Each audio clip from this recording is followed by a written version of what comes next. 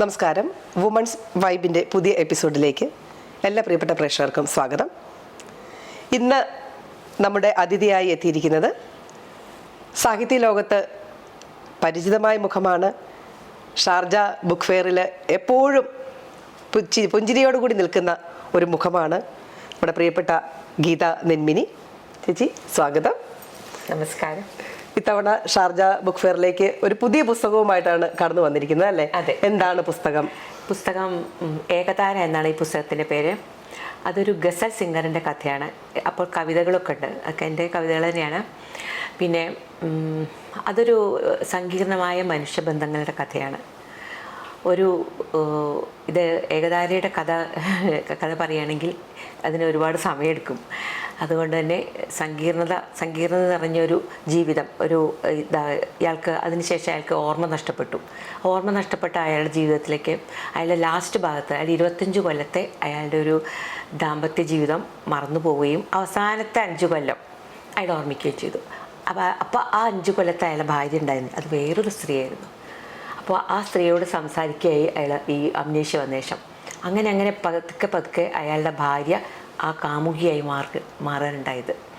അങ്ങനെയുള്ളൊരു പ്രത്യേക സ്റ്റോറിയാണ്. ആക്ച്വലി ഈ സ്റ്റോറി സത്യസന്ധമായിട്ട് പറഞ്ഞാൽ എന്നെ സ്കൂളിൽ പഠിപ്പിച്ച ഒരു മാഷിൻ്റെ കഥയാണ്.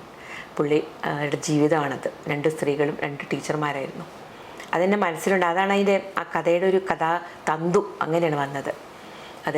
അത് കഥാരൂപത്തിൽ എഴുതിയതാണ് ഈ ഏകതാര. നമുക്കറിയാം, ഇത് കേട്ടപ്പോൾ തന്നെ വളരെ സങ്കീർണമായ ഒരു ജീവിത കഥ എന്ന് വേണമെങ്കിൽ പറയാം. നമുക്കറിയാം, ഒരു കഥ എഴുതുക നമ്മുടെ ചിന്തകളാണല്ലേ നമ്മൾ അക്ഷരങ്ങളായിട്ട് പുറത്തോട്ട് വരുന്നത്. അപ്പോൾ ഒരു കുഞ്ഞ് പിറവി എടുക്കുന്നതിന് തുല്യമാണ് ഒരു പുസ്തകം എഴുതി പുറത്തേക്ക് വരിക എന്ന് പറയുന്നത്. അപ്പോൾ ഈ ഒരു കഥ നമുക്കറിയാം, കഥകളും ജീവിതാനുഭവങ്ങളും രണ്ടും രണ്ടാണ്. അപ്പോൾ ഒരാളുടെ ജീവിതത്തിൽ നിന്നും ചീന്തിയെടുത്ത കുറെ ഏടുകളാണ് അല്ലെ, അവരുടെ ലൈഫാണത്. അപ്പോൾ എങ്ങനെയാണ് ഇതിനോട് ഒരു നീതി പുലർത്താനായിട്ട് സാധിച്ചത്? അത് തീർച്ചയായും നീതി പുലർത്താൻ സാധിക്കും. കാരണം എന്ന് വെച്ചാൽ നമ്മളുടെ ഈ ജീവിതത്തിൽ ഞാൻ വേറൊരു ജീവിതം അനുഭവിക്കുകയാണ്. കാരണം നമ്മുടെ ഒരു സമാന്തര ലോകം നമ്മളപ്പോൾ സൃഷ്ടിക്കുകയാണ് ചെയ്യുന്നത്. കഥ എന്ന് പറഞ്ഞാൽ നമ്മളൊരു സമാന്തര ലോകമാണ്. നമ്മൾ ആ കഥാപാത്രങ്ങൾ സൃഷ്ടിക്കുമ്പോൾ അവരുടെ എല്ലാ വികാരങ്ങളും അതേ തീവ്രതയോടെ അനുഭവിക്കാൻ സാധിക്കും. അപ്പം നമ്മൾ ശരിക്കും പറഞ്ഞാൽ അപ്പോൾ അനുഭവിക്കുന്ന സന്തോഷം, സംതൃപ്തി, അതിൽ നമുക്ക് നമ്മളുടെ പരകായ പ്രവേശമുണ്ട്. അങ്ങനെ മാത്രമേ അത് കഥ എഴുതാൻ പറ്റുള്ളൂ. അപ്പം ഞാൻ എഴുതുന്ന ക്യാരക്ടേഴ്സായിട്ട് മാറുന്നുണ്ട്. പ്രത്യേകിച്ച് സ്ത്രീ കഥാപാത്രങ്ങൾ ഞാനുണ്ടായിരിക്കും. അങ്ങനെ ഏതൊരു എഴുത്തുകാർക്ക് എഴുതാൻ പറ്റുമെന്നാണ് എൻ്റെ വിശ്വാസം. ഇപ്പം നമുക്കറിയാം ചേച്ചി, ഇപ്പം ഒരുപാട് താതാത്മ്യം പ്രാപിച്ചിട്ടാണ് നമ്മളൊരു കഥ എഴുതുന്നത്. ഇപ്പം നമ്മൾ സിനിമയിലൊക്കെ അഭിനയിക്കുന്നവർക്കറിയാം, അവരെ കഥാപാത്രവുമായി ഇഴുകി ചേർന്ന് പിന്നെ കുറച്ച് സമയം എടുക്കും അവർക്ക് പുറത്തേക്ക് വരുവാനായിട്ട്. അപ്പോൾ എങ്ങനെയാണ് ചേച്ചി ഓവർകം ചെയ്ത് ഒരു പുസ്തകം എഴുതി കഴിയുമ്പോൾ എത്ര നാൾ ആ കഥാപാത്രവുമായിട്ട് അങ്ങനെ ആ ഒരു മാനസിക അടുപ്പത്തിലിരിക്കും? അടുത്ത കഥ എഴുതുന്നിടം വരെയാണോ, അതോ അത് എഴുതി പൂർത്തിയാകുമ്പോഴത്തേക്ക് ആ കഥാപാത്രത്തിൽ നിന്ന് വിട്ടകലെയാണോ ചെയ്യുന്നത്? കഥാപാത്രത്തിൽ നിന്ന് വിട്ടകലെന്ന് നമ്മളെ മക്കളെ പ്രസവിച്ച് എടുക്കുന്ന പോലെ എല്ലാ പുസ്തകങ്ങളും എൻ്റെ കുട്ടികൾ, തീർച്ചയായും അങ്ങനെയുള്ളൊരു തോന്നലാണ്. അതുകൊണ്ട് തന്നെ ആദ്യത്തെ കുട്ടി, 2ാമത്തെ കുട്ടി, 3ാമത്തെ, 4ാമത്തെ 4 പുസ്തകമായി കഴിഞ്ഞു, 4 കുട്ടികളായി. ആ ഒരു ഫീലാണുള്ളത്. അപ്പോൾ ആ ഫീലിൽ നിന്നും അതൊന്ന് മാറാൻ നമുക്ക് അടുത്ത കഥ എഴുതാൻ പറ്റില്ലല്ലോ. തീർച്ചയായിട്ടും ഞാനിന്ന് മാറിയിട്ടാണ് എഴുതുന്നത്. എൻ്റെ ആദ്യത്തെ പുസ്തകം നീലരാജി, പിന്നെ 2ാമത്തെ പുസ്തകം നടുമുറ്റം, 3ാമത്തത് പരിണതി, 4ാമത്തതാണ് ഏകതാര. ആദ്യത്തേതിന് പി കുഞ്ഞിരാമൻ നായരുടെ അവാർഡ് കിട്ടിയിട്ടുണ്ട്, പയസ്വിനി അവാർഡ്. 2ാമത്തേതിന് ക്ഷേത്ര പുരസ്കാരം MTയുടെ നാട്ടിൽ നിന്നുള്ളത് കിട്ടി. പിന്നെ ഈ പരിണതിക്കാണ് പിന്നെ സത്യജിത് റായിയുടെ പെൻ ബുക്കിന് അവാർഡ് കിട്ടിയത്.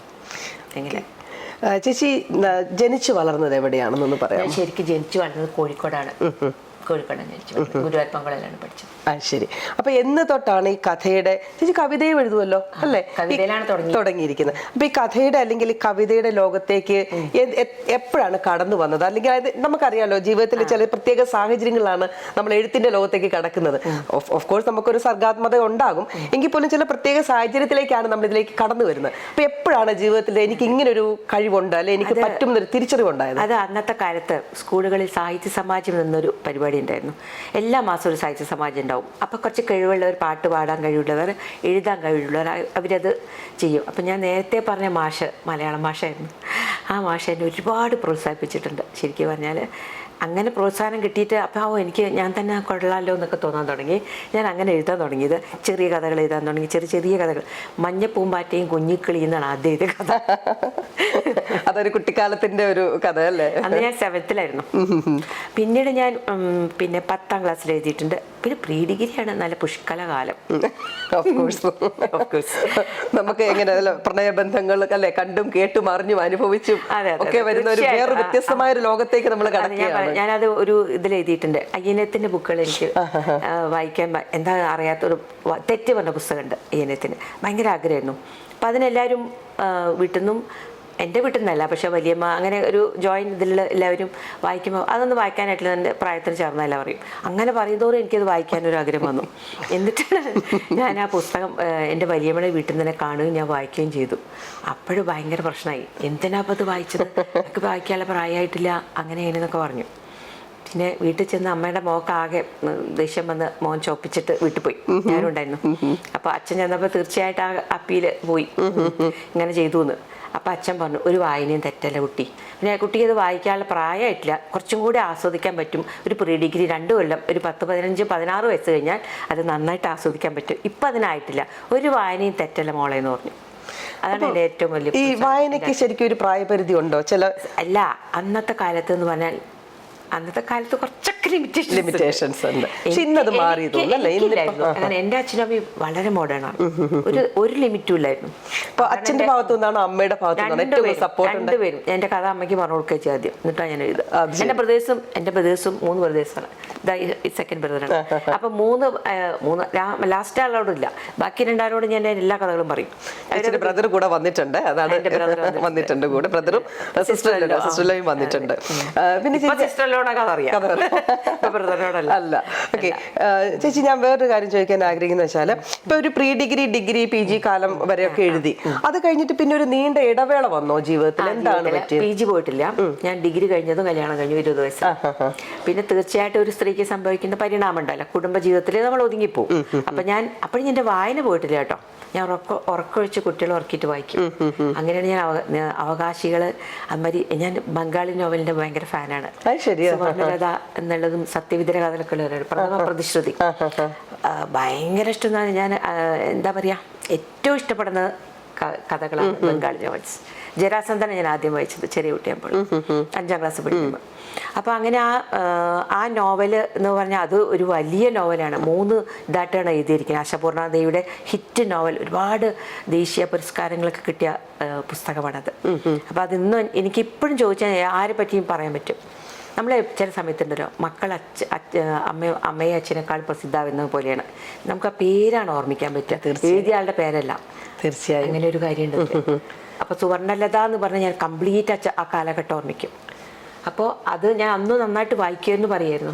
വായന ഞാൻ ഒരിക്കലും വിട്ടിട്ടില്ല. വായന പറഞ്ഞാൽ എനിക്ക് ഭയങ്കര ഒരു ആനന്ദമാണ്. ഒന്നൊന്നും എനിക്ക് അത്ര വലിയ ആനന്ദം കിട്ടില്ല. അപ്പൊ ഈ വിവാഹം കഴിഞ്ഞ ശേഷം ഒരു ബ്രേക്ക് എടുത്തു എന്ന് വേണമെങ്കിൽ പറയാം അല്ലേ? അപ്പൊ ആ സമയം ഇങ്ങനെ എഴുത്ത് കംപ്ലീറ്റ് ഉപേക്ഷിച്ച് മറന്നു വെച്ചതാണോ, അതോ താൽക്കാലികമായിട്ടൊരു ഉപേക്ഷിച്ച് വെച്ചതായിരുന്നോ? തൽക്കാലം അത് സമയം കിട്ടാഞ്ഞിട്ടും അതിന് നല്ല കോൺസെൻട്രേഷൻ വേണം. നമ്മളെ തന്നെ അതിൻ്റെ അകത്തേക്ക് എഴുതി ചേർക്കണം. മഷി തന്നെ നമ്മളുടെ മനസ്സാണ്. തീർച്ചയായും. അങ്ങനെ മനസ്സ് ചെറിയ കുട്ടികളിലപ്പോൾ ഒരിക്കലല്ല, അവർ വലുതാവുകയും അവരുടെ പഠിത്തത്തിന്റെ പിന്നാലെ പോയി പരീക്ഷകളിൽ ടെൻഷൻ അടിക്കുകയും പിന്നെ അങ്ങനെ ഒരു ജീവിതം നമ്മളങ്ങോട്ട് പോകുമല്ലോ. തീർച്ചയായും. പിന്നെ ഇവരൊക്കെ ജോലി സെറ്റിലായതിൻ്റെ ശേഷം അപ്പോൾ ഞാൻ നോക്കിയപ്പോൾ എൻ്റെ ആ 17-കാരി ഗീത, അച്ഛൻ്റെ ഗീതാമണി ഇപ്പോഴെൻ്റെ ഉള്ളിലുണ്ടായിരുന്നു. ഞാനത് തിരിച്ചു പിടിച്ചു. നമുക്ക് ചേച്ചി, എനിക്കറിയാം, എനിക്ക് ഒരു പരിചയമുള്ള ഒരുപാട് സ്ത്രീകളുണ്ട് ഇതുപോലെ എഴുത്തും സാഹിത്യത്തിലും കലയിലുമൊക്കെ ഒരുപാട് നല്ല മുൻപിൽ നിൽക്കുന്ന കുട്ടികൾ. പക്ഷെ വിവാഹം കഴിഞ്ഞ ശേഷം അടുക്കളയുടെ 4 ചുവരുകൾക്കുള്ളിൽ അവർ തളയ്ക്കപ്പെട്ടു പോവുകയാണ്. ഇതുപോലുള്ള ഈ സ്വഭാവ വ്യത്യാസങ്ങൾ നമുക്കറിയാം. നമുക്ക് ഉത്തരവാദിത്തങ്ങൾ കൂടുമ്പോൾ നമ്മൾ നമ്മുടേതായ കാര്യങ്ങൾ നമ്മൾ മറന്നു വെക്കുകയാണ്. അങ്ങനെയുള്ളവരോട് ഞാനെപ്പോഴും പറയും, അവർ ഷെല്ല് പൊട്ടിച്ച് പുറത്തേക്ക് വരാൻ പറ്റും. അങ്ങനെയുള്ളവരുടെ എഴുത്തിന്റെ ലോകത്ത് അങ്ങനെയുള്ളവരൊക്കെ എന്താണ് ഒരു ഉപദേശം ചേച്ചി കൊടുക്കാൻ പറ്റുക? എന്ന് വെച്ചാൽ നമ്മൾ നമുക്ക് വേണ്ടി ജീവിക്കണം, അല്ലെങ്കിൽ നമ്മുടെ കടമകൾ മറക്കാൻ പാടില്ല. അത് ഞാൻ ഒരിക്കലും പറഞ്ഞില്ല. നമ്മൾ നല്ല അമ്മയായിരിക്കണം, നല്ല ഭാര്യയായിരിക്കണം. അതിൽ എന്താണെന്ന് വെച്ചാൽ വീട്ടുചോറുണ്ടെങ്കിൽ വിരുന്ന് ചോറുള്ളൂ എന്നൊരു ചൊല്ലുണ്ട്, ഇല്ലേ? തീർച്ചയായും. അപ്പോൾ നമ്മളുടെ കടമ ഒന്നും മറക്കരുത്. പിന്നെ നമ്മൾ കരുതിക്കേണ്ടി വരും. തീർച്ചയായും. പക്ഷെ ഞാനത് ഒരിക്കലും ചെയ്തിട്ടില്ല. ഞാൻ സ്വസ്ഥമായിരിക്കുന്ന ഒരു കാലഘട്ടത്തിൽ ഞാൻ തിരിച്ചു പിടിച്ചു. പക്ഷെ നമ്മൾ എന്താ പറയുക, നമ്മൾ ഒരു ജീവിതം ഞാൻ പറഞ്ഞില്ല, നമ്മുടെ ജീവിതത്തിൽ നമ്മൾ പല ജീവിതം അനുഭവിക്കുക. ശരിക്കും പറഞ്ഞാൽ എഴുത്ത്, വായന, സംഗീതം, സൗഹൃദം, ഈ 4ഉം നമുക്ക് ഒരുപാട് സന്തോഷം, സംതൃപ്തി, ആനന്ദം ഒക്കെ തരുന്നതാണ്. അത് 4ാമത്തത് പറഞ്ഞ സൗഹൃദം, ഈ 3 ഒന്നിച്ചു തരും. കാരണം എൻ്റെ അനുഭവമാണ്. എൻ്റെ ഏറ്റവും വലിയ സുഹൃത്ത് അമ്മു പറഞ്ഞ എൻ്റെ സിസ്റ്ററിലാണ്. അപ്പം എനിക്ക് ആ ഷെയറിങ് എന്ന് പറയുമ്പോൾ ഏറ്റവും വലിയ സന്തോഷമാണ്. പിന്നെ അങ്ങനെ ഒരിക്കലും ഒരു സ്ത്രീ നമ്മുടെ കഴിവുകളെ പുറത്തെടുക്കാതിരിക്കരുത്. കാരണം പിന്നീട് കുറേ കാലം കഴിഞ്ഞാൽ നമ്മുടെ ആരോഗ്യം പോയാൽ, നമ്മളുടെ ഇത് പോയാൽ, ഈശ്വരാ എനിക്ക് ഇങ്ങനെയൊരു കഴിവുണ്ടായിട്ട് ഞാനത് ചെയ്തില്ലല്ലോ എന്ന് നമുക്ക് സ്വന്തം തോന്നും. അതാണ് ഏറ്റവും വലിയ സങ്കടം. ചിലപ്പോൾ നമ്മൾ മനഃപൂർവ്വമായിരിക്കില്ല ഭർത്താവോ അല്ലെങ്കിൽ മക്കളോ ആയിട്ടായിരിക്കില്ല ജീവിത സാഹചര്യങ്ങളെ കൊണ്ട് നമ്മൾ തന്നെ അതിന് വഴങ്ങി പോവുകയാണ്. എന്നാ അത് കഴിയട്ടെ, അടുത്തത് കഴിയട്ടെ എന്നിങ്ങനെ തോന്നും. അങ്ങനെ തോന്നുമ്പോഴേക്കും അവർ 5ൽ നിന്ന് 10, 10ൽ നിന്ന് ഡിഗ്രിയിൽ നിന്ന് എംഫിൽ ആ രീതിക്ക് പോകും. നമുക്ക് ശരിക്കും നമുക്ക് പറയായിട്ടുണ്ടോ? തീർച്ചയായും ചേച്ചിയുടെ ഒരു ചിരിയിൽ നിന്ന്, ആ ഹൃദയത്തിൽ നിന്ന് വരുന്ന ഒരു സന്തോഷത്തിൽ നമുക്ക് മനസ്സിലാക്കാൻ പറ്റും ഓരോ അക്ഷരങ്ങളും ചേച്ചി ആസ്വദിച്ച്, അല്ലെ, വളരെ ആസ്വദിച്ച് അതുകൊണ്ട് താതാത്മ്യം പ്രാപിച്ച് തന്നെയാണ് ഓരോ പുസ്തകങ്ങളും ഓരോ വരികളും എഴുതുന്നത്. ഞാൻ ഓരോ വരിയും എൻ്റെ ഓരോ കഥാപാത്രങ്ങളോടും എനിക്ക് നല്ല പ്രണയമാണ്. ഈ ഗോകുൽദാസ് പറഞ്ഞ ക്യാരക്ടർ പുതിയ കഥയിൽ എനിക്ക് ഭയങ്കര ഇഷ്ടമാണ്. ശരിക്കും അറിയണമല്ലോ ഗോകുൽദാസിനെ, എനിക്കൊന്ന് അറിയണം എന്നൊരാഗ്രഹം തോന്നുന്നുണ്ട്. ആ ഗോകുൽദാസ് ഈ ലോകത്തിലില്ലാത്ത ഒരാളല്ല. അങ്ങനെ ഗോകുൽദാസ് ഉണ്ടാവും. അതായത് നമ്മൾക്ക് ചുറ്റുമുള്ളത് തന്നെയാണ് കഥകളായിട്ട് നമ്മൾ എല്ലാം ചുറ്റുമുള്ള. അതെ, ഒരിക്കലും ഒരു കഥ എന്ന് പറയുന്നത് ശൂന്യാകാശത്ത് നിന്ന് നമുക്ക് സൃഷ്ടിച്ചെടുക്കാൻ പറ്റില്ല. നമ്മുടെ ചുറ്റും കാണുന്നതും കേൾക്കുന്നതുമായത് നമ്മുടെ ചിന്തയിലൂടെ കടന്നു പോകുന്നതാണ് നമ്മൾ വരികളായിട്ട് എഴുതി വെക്കുന്നത്. നമ്മുടെ ചിന്തകൾ തന്നെയാണോ എഴുതുന്നത്? നമ്മളെ മനസ്സിലുള്ളതാണ് നമ്മൾ എഴുതുന്നത്. നമുക്ക് മനസ്സിലുള്ളത് യഥാർത്ഥത്തിൽ എന്താ പറയാ, വിരൽ തുമ്പിലൂടെ പിറക്കുമ്പോൾ അപ്പോഴാണ് ശരിക്കും നമ്മുടെ മനസ്സിൽ ഇതൊക്കെ ഉണ്ടായിരുന്നു. സത്യമാണ് തീർച്ചയായിട്ടും. ഇത് ഞാൻ ചിലപ്പോ നമ്മൾ വായിച്ചു നോക്കുമ്പോൾ ഇത് ഞാൻ തന്നെ എഴുതിയ. അതെ, ഒരുപടി തവണ തോന്നിയിട്ടുണ്ട് അല്ലേ. എൻ്റെ ആദ്യത്തെ കഥ ഞാൻ വന്നത്, ഞാൻ സെക്കൻഡ് ഹാഫിലാണ് ഞാൻ പറഞ്ഞത്. അപ്പോൾ വന്നത് കൃഷ്ണപക്ഷം എന്ന് പറഞ്ഞ കഥ എഴുതിയിട്ടാണ്. ആ കൃഷ്ണപക്ഷമാണ് എൻ്റെ ഹിറ്റ് കഥ ആക്ച്വലി. അതായത് ഞാൻ എന്താ പറയാ, കൃഷ്ണ പറഞ്ഞ അറിയാലോ, പാഞ്ചാലിയാണ്. പാഞ്ചാലിയും തക്ഷകനുമാണ് കഥാപാത്രം. ഈ പാഞ്ചാലിയുടെ അത് ശരിക്കും പുരാണത്തിൽ പറയുന്നുണ്ട്.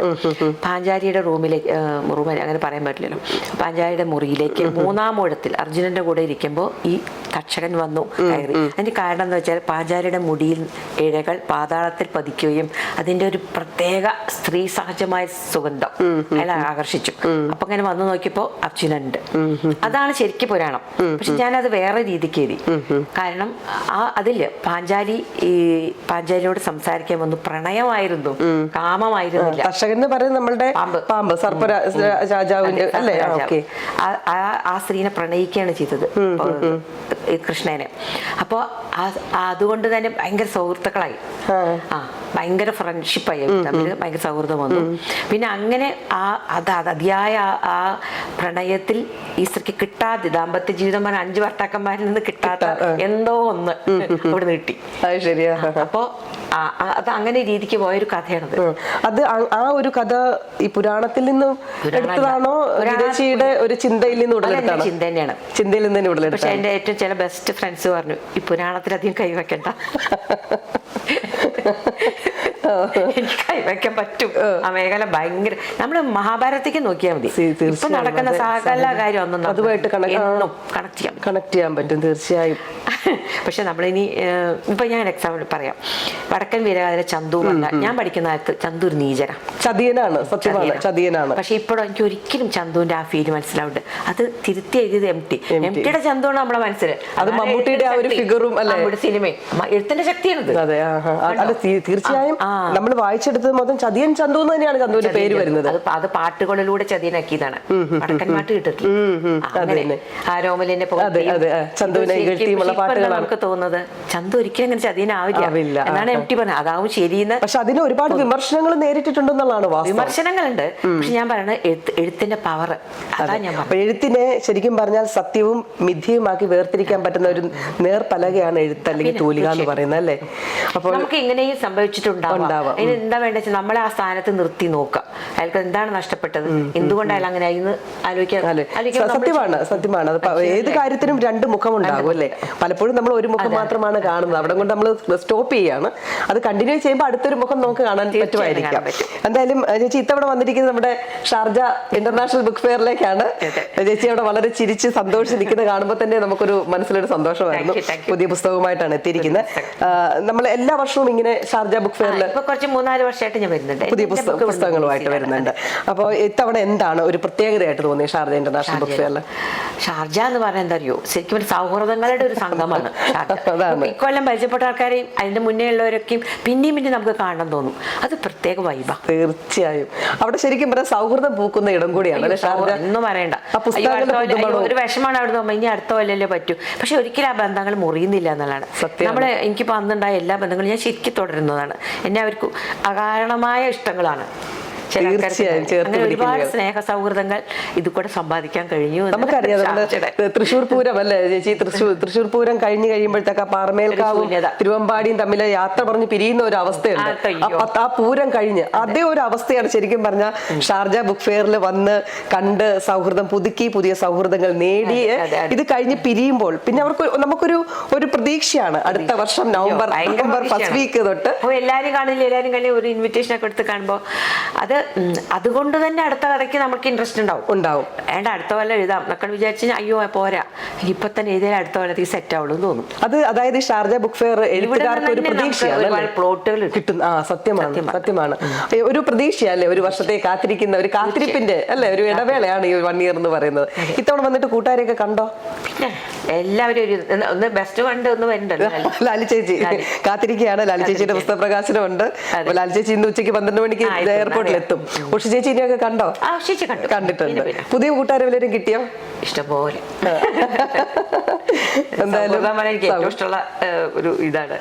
അതെ തീർച്ചയായും. അവിടെ നമുക്ക് പുസ്തകങ്ങൾ മാത്രമല്ല ശരിക്കും പറഞ്ഞാൽ അല്ലെ, ആ പുസ്തകങ്ങളുടെ മണം ഒരു വല്ലാത്തൊരു ആകർഷണമാണ്. ഈ പുസ്തകങ്ങളുടെ പുതുമണം എന്ന് പറയുന്നത് അതിന്റെ കൂടെ സൗഹൃദങ്ങളുടെ ആ ഒരു മണം കൂടെ ചേരുമ്പോഴത്തേക്ക് എല്ലാവരും പുസ്തകം വാങ്ങിക്കാൻ തോന്നും. നമ്മൾ കൊടുക്കുന്ന പോലെ ഞാൻ എല്ലാവരും ബുക്ക് വാങ്ങിക്കാറുണ്ട്. കാരണം എന്റെ ബുക്കും ഞാൻ അങ്ങനെ വന്നതല്ലേ. തീർച്ചയായും നമ്മള് ഗീവ് ആൻഡ് ടേക്ക് പോളിസിയാണ്. അപ്പൊ അത് എന്താ പറയാ, അതൊക്കെ നമ്മൾ അങ്ങനെ ഷെൽഫിൽ വെച്ചിട്ട് ഇനിയിപ്പോ അടുത്ത കൊല്ലമാണോ ഇവരൊക്കെ കാണാം എന്ന് പറയുമ്പോൾ ഭയങ്കര സന്തോഷം. എന്തായാലും ഏകതാരം ചേച്ചി, ഏകതാര എന്ന് പറഞ്ഞു കഴിഞ്ഞാൽ ചേച്ചി പറഞ്ഞാൽ അതൊരു ഇൻസ്ട്രുമെന്റ് ആണ്, ഒറ്റക്കമ്പിയുള്ള ഒരു മ്യൂസിക്കൽ ഇൻസ്ട്രുമെന്റ്. അതെവിടെയാണ് ശരിക്കും പ്രചാരത്തിലുള്ളത്? നമ്മുടെ ബാബുൽ ഗായകന്മാരൊക്കെ ഉപയോഗിക്കലാണ്. ശരിക്കും ഗീതാഗോവിന്ദം അതിലാണ് ഇങ്ങനെ ഒറ്റ കമ്പിയായിട്ട് ഒരു ചെറിയൊരു വീണയുടെ ഒരു ചെറിയ പതിപ്പ് ഒറ്റക്കമ്പി. അതാ ഏകതാരം എന്നാണ് അതിന് പറയുന്നത്. ഏകതാര. ഓക്കെ, താരം എന്ന് പറയുമ്പോൾ നക്ഷത്രമായി പോകും, മീനിങ്ങേ മാറിപ്പോയി. ഏകതാര ആ ഒരു മ്യൂസിക്കൽ ഇൻസ്ട്രുമെന്റ് ആണ്. അപ്പോൾ അതൊരു ഗസൽ സിംഗർ ആയതുകൊണ്ടാണ് അങ്ങനെ എഴുതിയിരിക്കുന്നത്. ഓക്കെ, അപ്പം ഗീതച്ചിയുടെ ഏകതാര ഒരുപാട് മനസ്സുകളിൽ നല്ല സംഗീതം പൊഴിക്കട്ടെ എന്ന് ആശംസിക്കുകയാണ്. ഒരുപാട് അവാർഡുകൾ ചേച്ചി നേടിയെടുത്തിട്ടുണ്ട്. ഈ വർഷം ചേച്ചിയുടെ ഏകതാര ഏറ്റവും മുന്നിൽ വരട്ടെ, ഒരുപാട് പേരാൽ വായിക്കപ്പെടട്ടെ എന്ന് ആശംസിക്കുന്നു. ഒരുപാട് അവാർഡുകൾ അതിന് ലഭിക്കട്ടെ എന്ന് പ്രാർത്ഥിക്കുന്നു. എനിക്കറിയാം നല്ല തിരക്കിലാണ്. ഇനിയിപ്പോ നേരെ ഷാർജ ബുക്ക് ഫെയറിലേക്ക് ആയിരിക്കും കഴിഞ്ഞിട്ട് പോകുന്നുള്ളൂ. അപ്പൊ ഇത്രയും തിരക്കിനിടയിലും നമ്മുടെ കൂടെ വന്ന് കുറച്ച് സമയം നമുക്ക് വേണ്ടി ചെലവഴിച്ചതിന് ഒരുപാട് നന്ദി. ഇനിയും വീണ്ടും നമുക്ക് കാണാം. പുതിയൊരു പുസ്തകത്തിലൂടെ വീണ്ടും ഞങ്ങളുടെ മുന്നിൽ കടന്നു വരിക. അതുവരേക്കും thank you so much. Thank you.